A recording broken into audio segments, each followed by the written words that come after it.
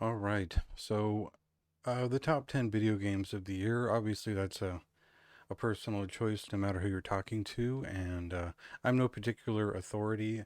I've been playing video games since 1987, probably starting with the Nintendo Entertainment System, which soon graduated to the Sega consoles and whatnot. We're not going to go through the entire history of me playing video games, but more that this is a list. Kind of reflecting what I was able to get around to this year. Most of these games I've finished, and you know what's kind of my demographic is definitely shifting towards strategy-oriented games. I've been playing Dota 2 since it was a Warcraft 3 expansion, and I have a long history of everything from JRPGs to first-person shooters. So you'll find some variety here. I'm not going to go over the honorable mentions. I've talked about a lot of these throughout the year in various places. The one thing I will say is that I've accepted that early access is a reality of playing games while they're still usually viably playable, especially in a multiplayer context where, yeah, it's just a reality of hacking a multiplayer space, getting into the game while it's still, there is a player base. And one of the games that stood out for me in that space was Backpack Hero. You can play it right now. It's a Flash game or it's a Steam game, however you want to play it. It's worth picking up and enjoying. It's a inventory management slash dungeon crawler, and look it up for yourself. It's a lot of fun. Although the art style is not for everyone, it definitely has that sort of pixel, whatever kind of thing. A little furry, cutesy kind of shit, but not exactly. Um, so another early access game is War Tales. It's basically a strategy RPG, and what I mean is a turn-based isometric strategy RPG that in terms of combat. The rest of it is a lot to explain right now. I will say that there are elements that are clearly inspired by Mountain Blade and the overworld. There are elements that are just, it takes a lot from uh, popular Western RPGs, especially in the European space, and it makes a really good game out of it. It's basically finished as far as just a very extensive, probably at least 40 to 60 hour campaign, and you could get probably 120 hours out of it right now, even though it's in early access. I spent 75 hours with it. I got my money's worth, realized it was a bit of an addiction, and moved on. So that's a good showing for that game. Proteus, on the other hand, is just a couple of hours worth of fun. It's a first person shooter that blends the old with the new in a really creative way that's a lot of fun to play. So think of uh, basically something that looks like Doom made for a mobile phone, which that's not a good sell to start, but the speed and movement of the original Unreal Tournament, which was very fast.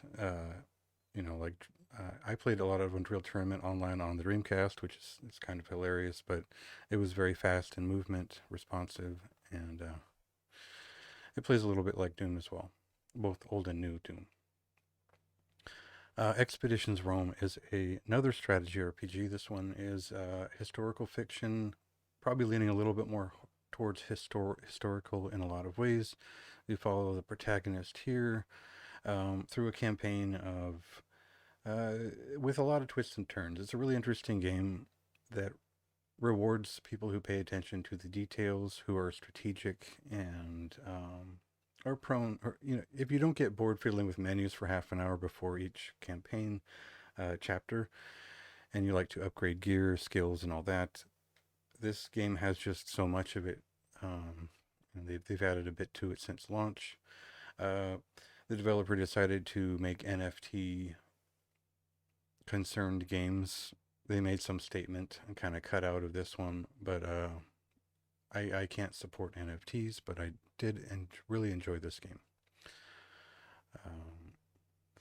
Um, Steel Rising is a character action RPG. You could call it an RPG just because you can select between several classes, and your weapon type kind of determines how you want to kit out your character. It's what a lot of people would call a Souls-like. I would call it more of a Metroidvania and a third-person action RPG. But you're really just splitting the difference between a couple more class options and something that's a little bit less of an open world here. Really fun game, really unique story. It looks funny when you watch people play it, but it feels good when you're playing it. And getting good at the combat is very satisfying. And I found that even though I didn't think I would want to replay it, it's easy to pick up, and there are a lot more options you can play around with for a second playthrough. And I think there's a new game plus, so you could go nuts with harder difficulty because it's a very easy game from my experience. Um, I talked a lot about God of War. I reviewed it, and then I did a little video recap of that, so you can read that. It's a game that I want to dog endlessly, but I still had fun playing, and I think it's an essential cinematic experience, if you will. Um, the gameplay is just I showed up to play another God of War game, and I got kind of a bad movie wrapped around it, but there was still that gameplay that I liked. So it seems high for all the shit that I had to talk about it, but it was satisfying to play, and I spent a lot of time doing it. Signalis is it's a lot more of a game than I thought it was going into it. I thought it was just going to be kind of in the tradition of bad Silent Hill-like games, but it turns out to be a psychological thriller and a third-person survival horror game where uh, I didn't realize the combat was.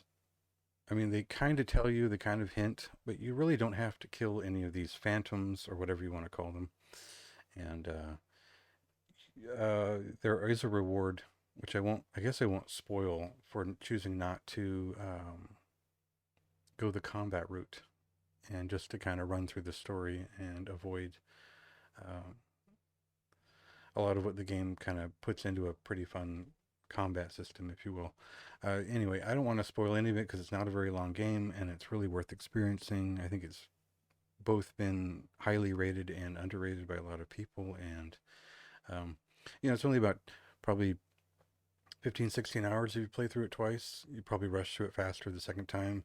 There's 4 different endings. I would at least watch the other ones after the first preview because it's a really memorable and impactful game if you put the time into it. Uh, Now, I haven't actually finished Chained Echoes. Before I wrote this, I had spent probably close to 25 hours with this game, with uh, not a fair amount of grinding. So there's a lot to this game, um, and I guess I won't get too into it because it basically is a take on the classic JRPG formula. Um, it looks a little bit like an early romancing saga game, like three. It looks a little bit like Lunar, but it's a fairly mature story that fans of, it's not as um, formalist as Final Fantasy Tactics, but there's a lot to it, and it's a really entertaining as it unfolds. And once you get out of the tutorial and the main beginning to the story in the first couple of chapters, um, it becomes very endearing, and the characters are very well written, even if the dialogue is not very well written. If that makes sense, it's really not perfect, but uh, you can tell it was sort of translated from German, and some of that is just feels a little irregular. But otherwise, I really can't fault it because it's so much fun. I haven't completely beat it, but it doesn't matter. It is already some of the most fun I've had all year, and it's probably the best turn-based RPG I played all year. Um, yeah, outside of a couple of strategy games, which I just maybe played more because they were more demanding. So I'll finish that pretty soon and have a review of that eventually. Mountain Blade Bannerlord, which I've already. So sort of the case with War Tales is I played a lot of this game on PC in early access in the last couple of years to the point where I bought this on PlayStation 5 and I barely picked through it because it looks worse and there's less. Well, the controls are bad. It's with this is not a game you play with a controller. It's a game you play with mouse and keyboard because there's a lot to do. It is a uh, you're basically building an army from ground up, and then you're building a you basically become a warlord. So you go around and you capture siege territories, and it becomes um, the appeal of the game is basically micro to macro and doing all of it, everything in between of medieval warfare, and so that includes fighting in battles in third person, um, and all the way up to managing a kingdom through menus and waging wars through menus even. So it's a really interesting game. I think that a lot of people will see it and think, oh, it's like Chivalry. It's so much more than that, and it really doesn't play as well as Chivalry. It's janky, and they've been working on it since 2015. But it's a certain type of game you just can't get anywhere else. And once you're into it, you might need 10 hours, but it's some of the most fun that I've had in the last several years, and they finally released it, so it's finally time to kind of talk about it.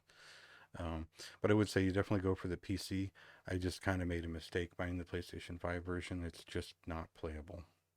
I mean, it runs fine, but just because the controller is just not right. Infernax is, let's call it just a Metroidvania, uh, a side-scrolling action game with our RPG elements, and